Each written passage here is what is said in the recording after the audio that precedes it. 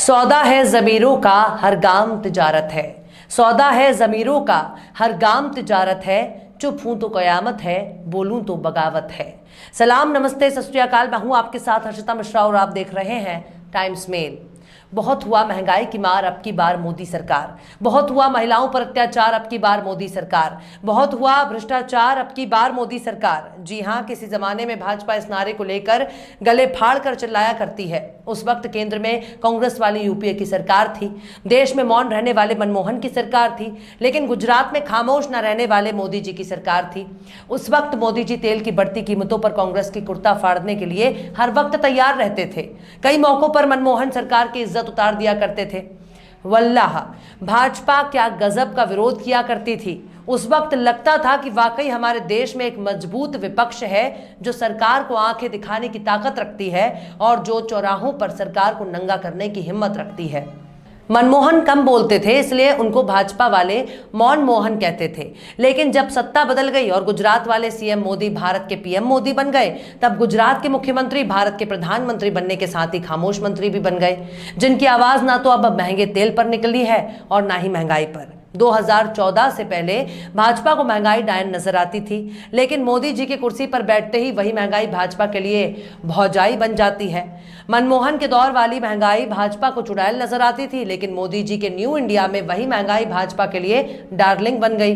मनमोहन के दौर में महंगा तेल एक जहर बन चुका था, जिसके खिलाफ भाजपा वाले जान देने को आतुर थे। लेकिन मोदी जी के राज में उसी तेल ने छलकना बंद कर दिया और महंगा तेल भाजपा के लिए छम्मक छल्लो बन गया, जिस पर भाजपा, पीएम मोदी, संघ प्रमुख मोहन भागवत और सलवारी बाबा भी खामोश तमाशबीन बन गए हैं। लेकिन बड़ी मुद्दत के बाद हमारे पीएम मोदी जी ने बहुत ही शिद्दत के साथ भाजपा की भौजाई, भाजपा की डार्लिंग और भाजपा की छमिया पर अपनी चुप्पी तोड़ी है। हमारे मोदी जी ने तेल के दाम पर इतना बोलने लगते हैं, इतना बोलते हैं कि बस पूछो ही मत। पूरे देश में उनके बयान के जलवे बिखर जाते हैं। घुंघरू पत्रकार उनके बयानों को मधुर संगीत मानकर मुजरा करने लगते हैं। पैनलिस्ट उनके बयानों पर कथक और भरतनाट्यम करने लगते हैं। और स्टूडियो वाली अप्सराओं की तो पूछो ही मत, वो पहले ही पापा की परी बन चुकी हैं। लेकिन आइए जरा गौर करते हैं मोदी जी के बयान की कि आखिर हमारे मोदी बाबू ने बोला क्या है। आखिर ऐसा क्या बोला हमारे मोदी बाबू जी ने जिसके बाद पूरे देश में हंगामा शुरू हो गया। बताएंगे आपको और भी बहुत कुछ। लेकिन आप अगर हमारे चैनल पर नए हैं और पहली बार हमारी वीडियो को देख रहे हैं तो आप हमारे चैनल टाइम्स मेल को सब्सक्राइब कर लें, वीडियो को लाइक कर दें और बेल आइकन का नोटिफिकेशन बटन भी प्रेस कर दें, ताकि बिना देरी हमारी हर खबर आपको मिलती रहे। लौटते हैं आप खबर की तरफ। लंबे समय तक तेल पर मौन रहने के बाद हमारे मोदी जी ने भारत को विश्व गुरु की रेस में सबसे आगे करने के लिए देश हित में अपनी जबान पर बंद ताला आखिर खोल ही दिया। देश भर में कोरोना के हालात पर बुधवार को मोदी जी ने मुख्यमंत्रियों के साथ मीटिंग की, जिसमें हमारे मोदी जी ने गैर भाजपाई राज्यों में ईंधन की ऊंची कीमतों का जिक्र करते हुए इसे अन्याय करार दिया था, बहुत बड़ी नाइंसाफी माना और राज्य सरकारों से आग्रह किया था कि वे आम आदमी को फायदा पहुंचाने के मकसद से राष्ट्रहित में वैट को कम कर दें, यानी वैट की दरों को घटा दें। हमारे मोदी जी ने कहा कि नवंबर में उनकी केंद्र सरकार ने एक्साइज ड्यूटी घटा दी है, लेकिन इसके बावजूद भी कई राज्यों ने वैट घटाने का उनका गुजारिश पर अमल नहीं किया, वैट कम करने के उनके आग्रह नहीं मानी। और अब मोदी जी ने राज्य सरकारों से कहा कि सहयोगी संघवाद की मूल भावना पर गौर करते हुए वैश्विक संकट के दौर में काम करना चाहिए। उन्होंने इस बारे में महाराष्ट्र, पश्चिम बंगाल, तेलंगाना, आंध्र प्रदेश, केरल, झारखंड और तमिलनाडु का नाम भी लिया था। लेकिन तेलंगाना के मुख्यमंत्री के चंद्रशेखर राव ने गुरुवार को कहा कि इस मुद्दे पर बहुत कुछ कह दिया जो एक देश के प्रधानमंत्री के लिए नहीं कहना चाहिए। चंद्रशेखर राव ने कहा कि राज्यों से टैक्स घटाने के लिए कहने पर प्रधानमंत्री को शर्म आनी चाहिए। उन्होंने कहा कि उनके राज्य में वर्ष 2015 से ईंधन टैक्स में कोई बढ़ोतरी नहीं की गई है। सीएम चंद्रशेखर राव ने कहा कि राज्यों से कहने के बजाय केंद्र सरकार टैक्स में कटौती क्यों नहीं कर देती। केंद्र सरकार ने न सिर्फ टैक्स बढ़ाया है बल्कि सेस भी जमा करता है। चंद्रशेखर राव ने आगे कहा कि अगर आप में हिम्मत है तो बताएं आपने टैक्स क्यों बढ़ाया। वहीं मोदी के नाम पर पहले ही मुंह में आग लेकर घूमने वाली पश्चिम बंगाल की मुख्यमंत्री ममता बनर्जी कहां पीछे रहने वाली थी। ममता ने कहा कि उनकी सरकार ने पिछले 3 साल में पेट्रोल और डीजल पर सब्सिडी देने के लिए 1500 करोड़ रुपया खर्च किया। पत्रकारों से बातचीत के दौरान ममता ने कहा कि प्रधानमंत्री नरेंद्र मोदी ने पूरी तरह एक तरफा और गुमराह करने वाला भाषण दिया। यानी ममता दीदी हमारे पीएम को, यानी विश्व गुरु भारतवर्ष के प्रधानमंत्री को गुमराह करने वाला शख्स करार दे रही हैं। ममता कहती हैं कि पीएम मोदी के जरिए पेश किए गए तथ्य गलत है। हम पिछले 3 साल से पेट्रोल और डीजल के प्रत्येक लीटर पर 1 रुपए की सब्सिडी देते आ रहे हैं। हमने इसके लिए 1500 करोड़ रुपए खर्च किए हैं। इसके बाद ममता बनर्जी ने पीएम मोदी से बंगाल का पिछला हिसाब किताब शुरू कर दिया। पहले मोदी जी हमारे अपने पैसे लौटा दें, फिर इस बारे में अपने मधुर विचार रखें। ममता ने कहा कि केंद्र के पास हमारे 97,000 करोड़ रुपया बकाया है। जिस दिन हमें आधी रकम भी मिल गई, अगले ही दिन हम पेट्रोल और डीजल पर 3,000 करोड़ रुपए की सब्सिडी दे देंगे। मुझे सब्सिडी से कोई समस्या नहीं है, लेकिन मैं सरकार कैसे चलाऊंगी। उन्होंने कहा कि बुधवार को हुई मीटिंग में मुख्यमंत्रियों के बोलने का कोई साधन नहीं था, इसलिए उनमें से कोई भी प्रधानमंत्री की बातों का जवाब नहीं दे सका। यानी ममता का कहना है कि पीएम मोदी मीटिंग में केवल भाषणबाजी करके निकल गए, जबकि मुख्यमंत्रियों को कुछ बोलने की व्यवस्था ही नहीं की गई थी। वरना जो लानत मलामत आज हो रही है वो पीएम मोदी के सामने ही कर देते। पश्चिम बंगाल के मुख्यमंत्री ने बीजेपी शासित उत्तर प्रदेश और गुजरात जैसे राज्यों द्वारा पेट्रोल और डीजल पर 5,000 करोड़ और 3,000 करोड़ की सब्सिडी देने के लिए तारीफ करने के लिए भी प्रधानमंत्री नरेंद्र मोदी को गलत करार दिया और कहा कि इन राज्यों को केंद्र से खासी वित्तीय सहायता मिलती है, जबकि उनके राज्य को काफी कम मदद दी जाती है।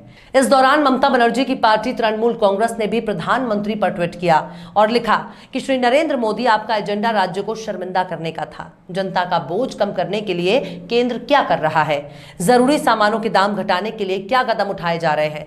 लोकतंत्र पर बुलडोजर ना चलाइए, हमसे सबक लीजिए। यानी तेल पर कुछ भी बोलना पीएम मोदी और भाजपा के लिए ही शर्मिंदगी का सबब बन गया। ऐसे में सब बोल रहे हैं, तब उनकी पुरानी साथी रही शिवसेना भी कहां चुप रहने वाली थी।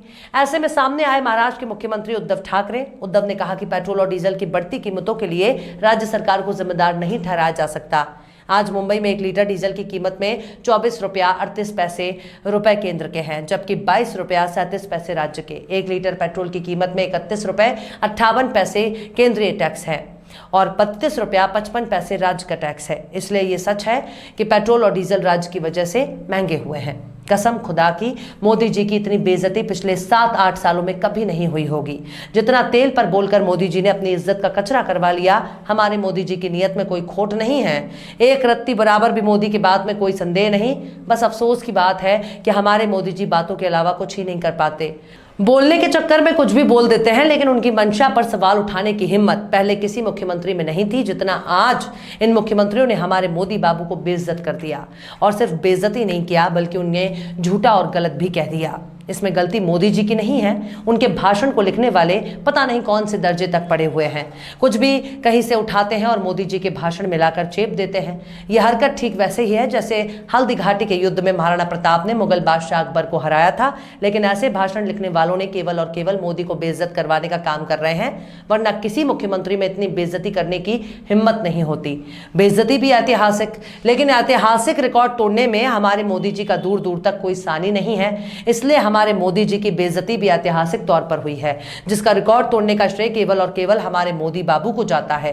बहरहाल चलते चलते आखिर में जफर इकबाल ने भी क्या खूब फरमाया है, अपनी ये शान बगावत कोई देखे आकर, अपनी ये शान बगावत कोई देखे आकर, मुंह से इनकार भी है और सर भी झुकाए हुए है। फिलहाल इस वीडियो में बस इतना ही। ये वीडियो आपको कैसा लगा कमेंट बॉक्स में आप जरूर बताइएगा। वीडियो पसंद आए तो लाइक करें। हमारे वीडियो लिंक को फेसबुक, ट्विटर, व्हाट्सएप पर अपने रिश्तेदार, यार, दोस्तों को भी शेयर करें। और बेबाक, निष्पक्ष, स्वतंत्र पत्रकारिता को सपोर्ट करने के लिए आप हमारे यूट्यूब चैनल टाइम्स मेल को जरूर सब्सक्राइब करें। और हाँ, बेल आइकन की घंटी वाली बटन भी आप जरूर दबा दें, ताकि आपको हमारे आने वाले नए वीडियो की नोटिफिकेशन फौरन ही मिल जाए। फिर मिलते हैं किसी और वीडियो में एक नई खबर के साथ। हर्षिता मिश्रा को दीजिए इजाजत। जय हिंद। ये बनारस है, बनारस यानी गलियों का शहर। ये बनारस है घाटों का शहर।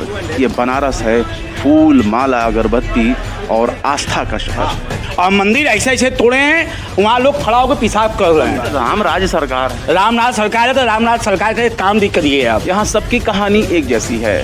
पूरे महीने में 2-4 हज़ार रुपया भी बिक जाए तो बहुत बड़ी बात है। लेकिन सवाल है कि आखिर जो दुकान उजड़ गए उसका विकल्प उनको क्या दिया गया। हम लोग का दिल जानता है, मंदिर बना बहुत अच्छी चीज़ है। आज बनारस को एक दुर्लभ चीज़ मिल गई। एक तरफ महंगाई से जनता त्रस्त है, वहीं दूसरी तरफ पेट की आग भी एक बड़ी समस्या है।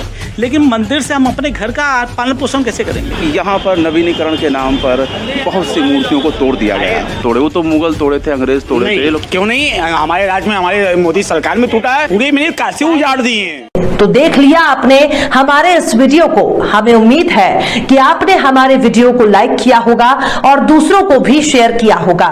अगर अभी तक आपने हमारे चैनल टाइम्स मेल को सब्सक्राइब नहीं किया है तो जल्दी से सब्सक्राइब कर दें और बेल आइकन भी प्रेस कर दें।